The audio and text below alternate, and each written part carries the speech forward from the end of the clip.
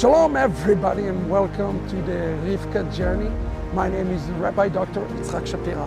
I hope that you enjoying every week going through this journey together with us. Rivka Remnant is now available in so many different languages, available for you. And the important things for you, for each and every one of us, is to take this journey through the different terrain, the different seasons that we are in right now.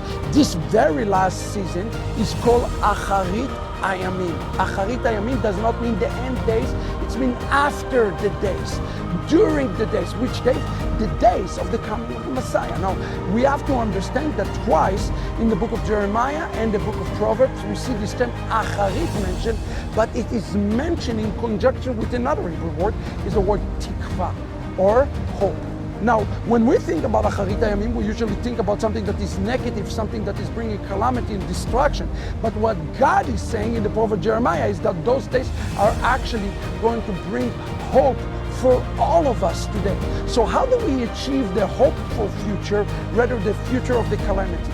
Well, the Torah teaches that it is that we who decide. It is us who choose. And how do we choose it? How do we decide it? How do we overcome darkness?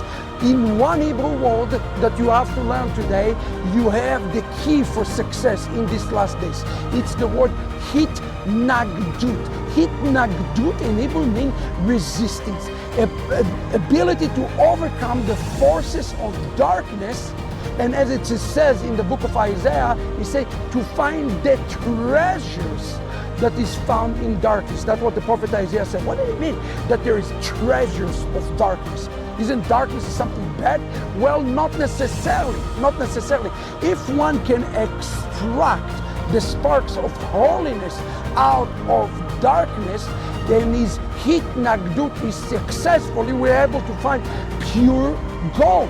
So in the case of Rivka, as she is living, Laban is looking at her and saying, may you give birth to thousands of Labans. He is giving her actually a curse. He said, may you, again, the word Laban mean, although it's mean white, Lavan, like something is clean, his name is Arami, mean the swindler who appear clean. Who is the one who is appear clean as the angel of light, but he is really a swindler? There is none other than Satan himself. He is giving her a satanic blessing. He says, bring to birth many Satans to the world. That is actually what Laban is saying to Rivka. But Rivka is able to overcome the curse of her previous house. And how is she doing it? She is doing it with itnagdut. Itnagdut. Let me give you 3 principles of itnagdut today. Number 1, do not look back. Do not look back. When Rivka left, she was entitled for 1 year's dowry before going there. Like in case things do not work out with Itzhak, she did not. She said, I am living today. I am living now. The method of living is critical. You live now. You do not look back. And you don't turn back. Lech lecha me'artzecha mimoledcha mibet avicha. That's it to Abraham. You're going and you're never returning back. Number 1. Number 2 is the word teren. She is going back in haste, in speed, in power. That's all part of the itnagdut. And number 3, 2 by 2. You do not go out alone.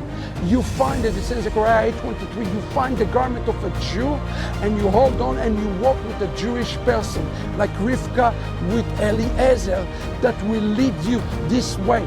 And that's the key frame. If you go out without itnagdut, and as Satan continue to have victories, you cannot extract the holiness.